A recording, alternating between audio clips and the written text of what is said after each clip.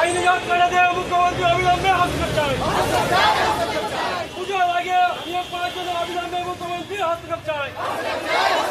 নিয়োগ বদলে দিতে হবে, মুখ্যমন্ত্রী হস্তক্ষেপ চাই। মূলত দাবি যে আইনি জট প্রক্রিয়া তৈরি হয়েছে সরকারের মাধ্যমে একমাত্র মুখ্যমন্ত্রীর হস্তক্ষেপ ছাড়া কোনোভাবেই সম্ভব নয়। তাই আমাদের মূল দাবি হচ্ছে মুখ্যমন্ত্রী আমাদের বিষয়টাতে হস্তক্ষেপ করুন। যে আইনি জটটা তৈরি হয়েছে সেটা একমাত্র সরকারের জন্যই। আমরা মূল দাবি করছি মুখ্যমন্ত্রী হস্তক্ষেপে আমাদের আইনি জটিলতা কাটবে, সেই জন্যই আমরা মুখ্যমন্ত্রীর দরবারে উপস্থিত। আমাদের কর্মশিক্ষা শারীরিক শিক্ষা 22 মাস হলো রেকমেন্ডেশন পেয়েছি, স্কুল অলরেডি স্কুল চয়েস হয়ে গেছে, কিন্তু আমাদের কোনো আইনি জটিলতা নাই। কোন অশুভ কারণের জন্য আজ আমরা নিয়োগ পাচ্ছি না।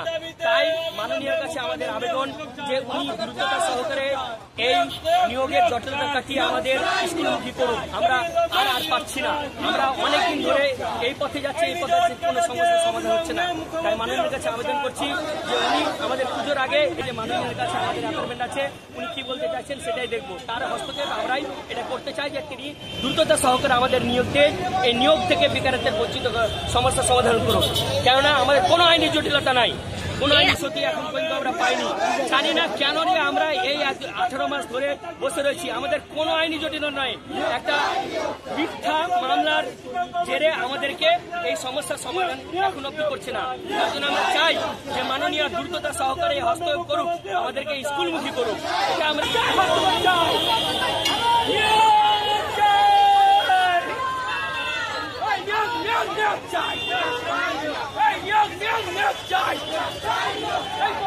মুখ্যমন্ত্রীর হস্তক্ষেপ চাই, হস্তক্ষেপ চাই।